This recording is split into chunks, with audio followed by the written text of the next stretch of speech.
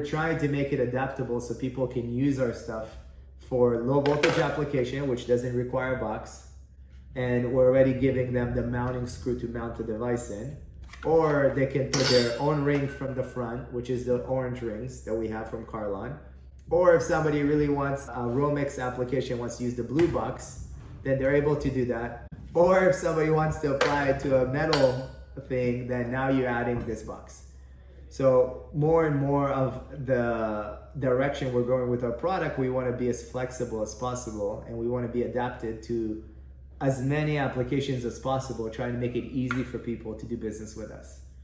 And that's kind of what we're doing with all these new universal mounts, is having the ability to adhere to most applications.